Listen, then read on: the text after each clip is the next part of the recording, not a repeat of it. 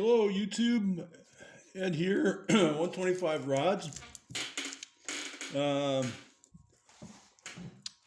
Gotta grab my coffee.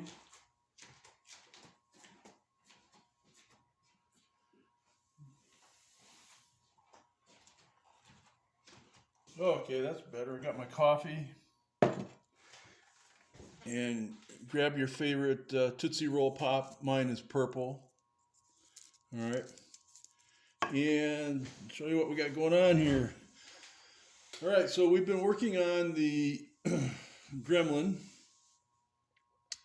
But before I get into that, I'll show you guys something here. So I picked up some cool, I went to my decast supplier there, and I picked up some cool cars. This one I like a lot. I just had to have this.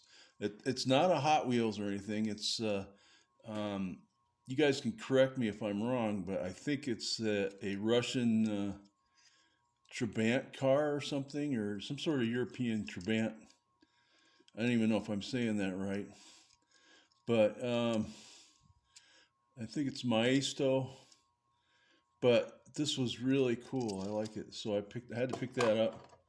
And this is the I'm not into NASCAR a whole lot, but I used to be during this time frame. This is like 94, I don't know, 90s, late 90s, right? And I collect. I enjoy collecting Hot Wheels that are rusted too, and chipped and paint and everything, because to me it shows that they're authentic. They're used. They haven't been tampered with. They haven't been rebuilt.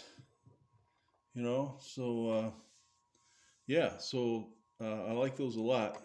So had to pick up those two guys, right? This guy I already got, I think, somewhere in there, somewhere in the archives. And then I'll show you what we got going on here. We're working on the Gremlin. Here we got the Gremlin rolling chassis. Look, it rolls, right? Let's see. So I decided to go. The body is purple, a dark purple, and I said, well, what better to do than this lime green chassis, right? Because it's a Gremlin, right? And all right, so I made my own axle. I'm gonna have to put a bell housing, the rear axle housing on there. I'm gonna have to make that and the drive shaft, because the real axle and drive shaft for this car was used on the Bug. So my wheels are getting all dirty, man. I got glue all over them. I got what a pain. I don't know how that happened, but yeah, I'm not too thrilled with these. These are the slicks with the air in the center, right? They're kind of like they're real squishy, right? I'm not too big on those, but anyway, so that's our story. They could have. I still may make some sort of air scoop for this. They could have gave us one in the model, but I didn't see one in there. Um, but basically, a real straightforward kit so far. No surprises. Everything fits. Basic, have fun with it kind of thing. This is another one of those kits that I think that some of you faster model builders out there could probably do it in a weekend, right? But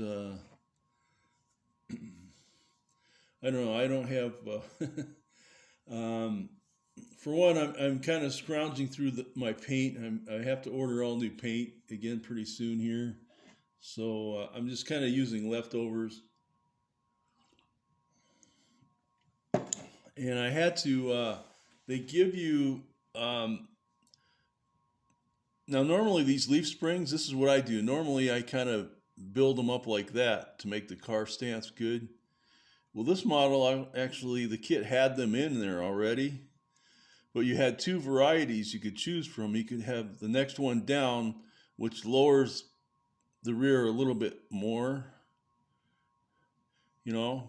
So, that was interesting. I had to guess. I figured I wanted them. I didn't know, I never built this kit, so I figured I wanted the max rear height kind of thing going on. So that's what I did. And so that's that. I've got to do the interior. I'm not sure about the paint yet. Uh, this kit's a little different. Uh, actually, the floor pan that goes on next is actually wider than the chassis. So the car body actually fits to the floor pan, excuse me. So that's kind of interesting. And we'll put those over there. And we'll show you what else is going on here. Um, Not a whole lot. I've been pretty busy. Got a lot of stuff done. I had to run in. Made my run into town yesterday. But the other thing I picked up is, I do collect Lionel stuff, right? And I found this guy, which I've started a passenger train set. Let's say collecting. I'm trying to collect all the different ones, not all of the same ones that are out there available, but kind of all different ones. And you can see this guy he's got scratches all over the place. At first I thought that they had painted this guy or something, but I was relieved to find that it wasn't painted, and it's original, it's its authentic self, scratches and all. And I like this because it's got the original glass in there, window glass.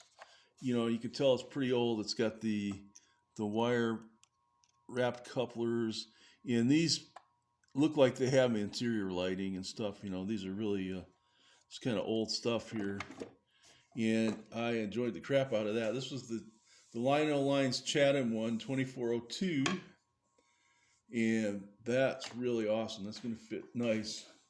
And then, so what I've got is this passenger display with all the different colored cars, right? So it looks pretty cool. Here's my favorite that I just picked up, and this is a New York Central lines, and these are the ones that I like. The old tin pre-war. These are before the war, right? So they're very old. And this one, same deal. It's got all of its scratches on it. Same deal. It's got its original window glass. And, you can tell by these little pre-war couplers. This is an S gauge, I believe. Which I have a caboose that goes nice with this too. I got to fix his window glass in there. It's coming off there. But this is a Pullman car. Looks like number 610. And now what's really cool about this guy is if you look under here, I don't know if I'm holding it right here. Yeah, I got to do it right here. This car is probably from the 20s, right? It has its original sticker from the Lionel Corporation there, see? Sorry about it. Didn't want to focus there a little bit. There you go. And it's that sticker, it's a paper sticker showing the lubrication points on this car where they want you to lubricate it at, which I thought was really cool. There again, you can see the wiring in there. So it's probably wired for lights. Early car, and I just love it. I don't know why, but I'm thrilled with that color. I don't know if it's my military days or something, but that's kind of. So anyway, that's kind of what we got going on at 125 Rods. I did pick up another what I call covered hopper, which I call them like cement hoppers, right? This time I picked up a brown one that was already built from Walters. So now I have the blue, the brown, and the gray, and I'll kind of go with different colors of that on my regular layout over there. And after I build the train station, I'll probably look for like some sort of cement building factory or something to put on there. I thought that would be pretty cool too. So, all right, guys, that's my short down and dirty, and catch you guys later.